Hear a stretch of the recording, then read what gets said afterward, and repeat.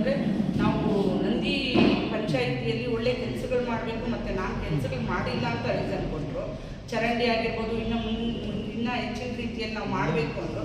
ಅದೇ ನಳಿನಿ ರಮೇಶ್ ಅವರು ಸದಸ್ಯರಾಗಿ ನಮ್ಮ ಪಂಚಾಯಿತಿಯಲ್ಲೇ ಕೆಲವೊಂದು ತೊಂದರೆ ತಾಪತ್ರಗಳಿರೋದ್ರಿದ್ರೂ ಪಕ್ಕದ ಪಕ್ಕದ ಕುಪ್ಪಳ್ಳಿ ಗ್ರಾಮ ಪಂಚಾಯಿತಿಯಲ್ಲಿ ಎಲ್ಲ ಅನುದಾನಗಳು ಚೆನ್ನಾಗೇ ಇದ್ರೂ ನಮ್ಮ ನಂದಿ ಭೋಗನಂದೇಶ್ವರ ಟೆಂಪಲ್ ಕೂಡ ಒಳ್ಳೆ ಇದರಲ್ಲಿದೆ. ಇಲ್ಲೇ ತುಂಬ ಕುಂದುಕೊರತೆಗಳಿದ್ದು, ಲೈಟ್ಗಳದ್ದು ಆಗಿರ್ಬೋದು, ಎಲ್ಲ ಇರ್ಬೋದು. ಅವ್ರ ಹಸ್ಬೆಂಡ್ ಅವರು ವಾಕಿಂಗ್ ಹೋಗ್ತಾರೆ ಅನ್ನೋ ಒಂದು ಕಾರಣಕ್ಕೆ ನಮ್ಮ ನಂದಿ ಪಂಚಾಯಿತಿಯಲ್ಲಿರೋ ಲೈಟ್ಗಳಿಗೆ ಅಂದರೆ ಒಬ್ಬೊಬ್ಬ ಸದಸ್ಯರಿಗೆ 3 ಲೈಟು ಅಂತ ನಾವು ಡಿವೈಡ್ ಮಾಡಿ ಕೊಟ್ಟಿದ್ದಾಗ ಅದೇ ಲೈಟ್ಗಳನ್ನ ನರಸಿಂಹಸ್ವಾಮಿ ಬೆಟ್ಟಕ್ಕೆ ಅವ್ರ ಗಂಡ ಅವರು ವಾಕಿಂಗ್ ಹೋಗ್ತಾರೆ ಅಂತ ಅದೇ ಲೈಟ್ಗಳನ್ನ ಅವ್ರು ದುರುಪಯೋಗ ಮಾಡ್ಕೊತಾರೆ. ನಾವು ಕೇಳಿದ್ದಕ್ಕೆ ಅದು ತಪ್ಪಿಸ್ತಷ್ಟೇ ಅದೇ ನಾನು. ಮತ್ತು ಸೆಕೆಂಡ್ ಏನಂದರೆ, ಇದೇ ಗ್ರಾಮ ಪಂಚಾಯಿತಿಗೆ ಸೇರಿರೋ ಸಂಬಂಧಪಟ್ಟಿರೋ ಬೈನಾಕ್ನಲ್ಲಿ ಪಿಳ್ಳಪ್ಪ ಅವರು ಏನು ಮಾಡಿದ್ರು, ಇವತ್ತು ಒಂದು ಗ್ರಾಮ ಸಭೆಗೂ ಕೂಡ ಅಟೆಂಡ್ ಆಗಿಲ್ಲ, ವಾರ್ಡ್ ಸಭೆಗೆ ಅಟೆಂಡ್ ಆಗಿಲ್ಲ. ಅವ್ರ ಊರಿನ ಕುಂದುಕೊರತೆಗಳನ್ನ ಯಾವತ್ತೂ ಹೋಗಿ ಕೇಳಿಲ್ಲ. ಎಷ್ಟೋ ಬಾರಿ ನಾನು ಹೋಗಿ ಅಧ್ಯಕ್ಷರಾಗಿ ನಾನು ಏನು ಕರ್ತವ್ಯ ಮಾಡಬೇಕು ಅದನ್ನು ಮಾಡಿ ಕೆಲವೊಂದು ಪ್ರಾಬ್ಲಮ್ಸ್ಗಳನ್ನ ಸಾಲ್ವ್ ಮಾಡಿದೆ. ಇದೇ ಒಂದು ಗ್ರಾಮ ಪಂಚಾಯತ್ ಬೈನಾಕ್ನಲ್ಲಿ ಸೇರಿರೋ ಒಂದು ಗೋಮಾಳ ಜಾಗ 197ನೇ ಸರ್ವೆ ನಂಬರು,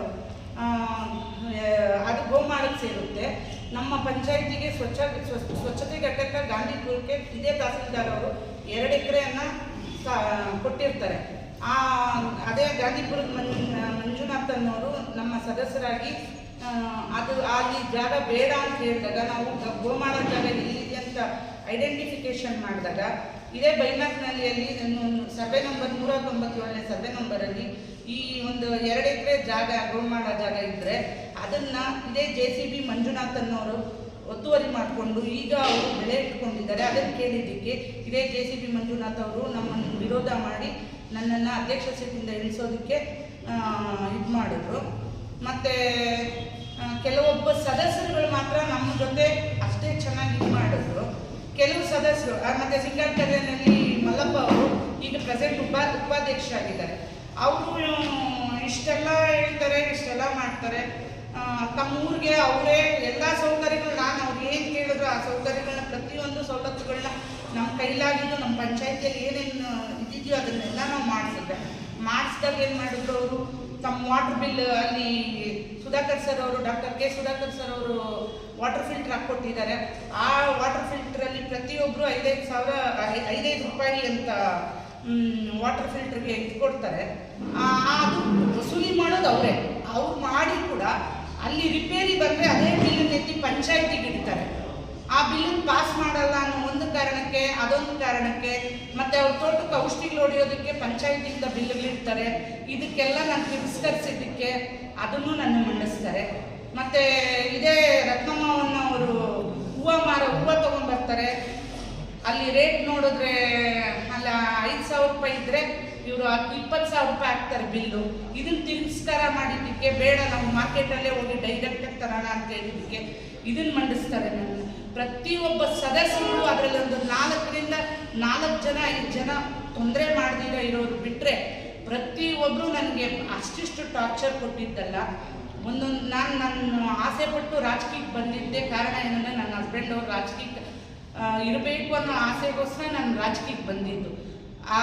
ಮುಂಚೆನೇ ಬಂದಮೇಲೆ ಅವ್ರು ತಿಳ್ಕೊಂಡ್ಮೇಲೆ ಅವ್ರು ಒಂದು ಮಾತು ಹೇಳಿದ್ರಿಂದ ನಾನು ಯಾವುದೇ ದುಡ್ಡಿನ ಆಮಿಷಕ್ಕಾಗಲಿ ಇನ್ನೊಂದು ಆಮಿಷಕ್ಕಾಗಲಿ ನಾನು ಬರಲಿಲ್ಲ ರಾಜಕೀಯಕ್ಕೆ. ಇದೇ ಡಿಸ್ಕವರಿ ವಿಲೇಜ್ಗೆ ಇದೇ ಮಾಜಿ ಅಧ್ಯಕ್ಷ ಏನು ಮಾಡಿದ್ರು, ಡಿಸ್ಕವರಿ ಅವ್ರಿಗೆ ಲೀಸ್ ಕೊಡ್ತೀರಿ ಅಂತ 5,000 ವರ್ಷಕ್ಕೆ ಅಂತ ಫಿಕ್ಸ್ ಮಾಡಿದ್ರು. ನಾವು ಅದೇ ಮೀಟಿಂಗಲ್ಲಿ ನಾವು ಅದಕ್ಕೆ ಅವ್ರು ಕಳಿಸಿದ್ರು, ಅದು ಕ್ಯಾನ್ಸಲ್ ಕೂಡ ಆಯಿತು.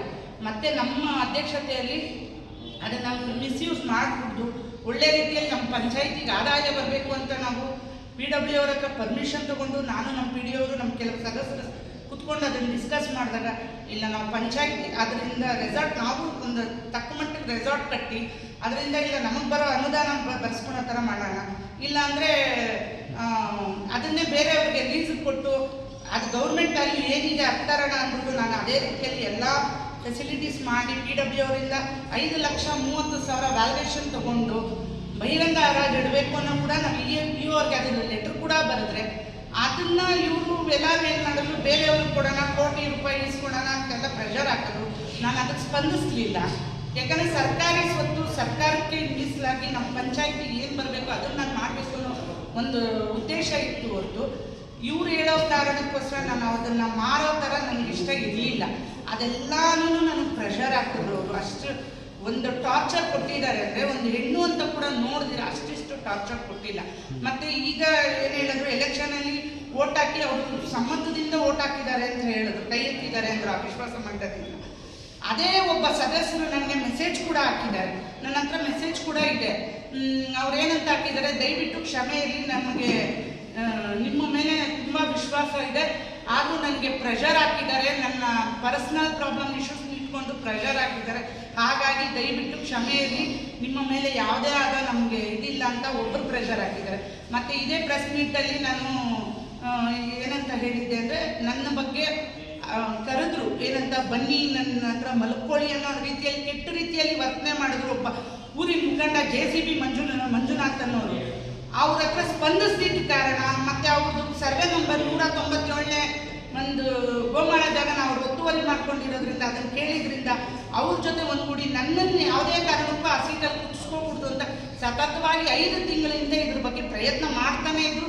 ಎಲ್ಲೋ ಒಂದು ಕಡೆ ನಾವು ಗೆದ್ಕೊಂಡೇ ಬಂದರೆ ಲಾಸ್ಟು ಮೊನ್ನೆ ಎಲ್ಲರನ್ನೂ ರೆಸಾರ್ಟ್ ರಾಜಕೀಯ ಅಂತ ಮಾಡಿ ಕರ್ಕೊಂಡೋಗಿ ನನ್ನ ನಿಲ್ಲಿಸಿದ್ರು. ಸಾಲದಿದ್ದಕ್ಕೆ ಇದೇ ಮೊನ್ನೆ ಪ್ರದೀಪ್ ಈಶ್ವರ್ ಅವರು MLA ಅವರು ನಮ್ಮ ಸುತ್ತಲೂ ಪಂಚಾಯಿತಿಯಲ್ಲಿರೋ ರೆಸಾರ್ಟ್ಗಳಿಗೆಲ್ಲ ಕಂದಾಯಗಳು ಪ್ರತಿಯೊಂದು ಎನ್ಕ್ವೈರಿ ಮಾಡಿರಿ ಅಂತ ಪ್ರತಿಯೊಂದು ನ್ಯೂಸಲ್ಲೂ ಕೊಟ್ಟರು ಚಾನಲಲ್ಲಿ.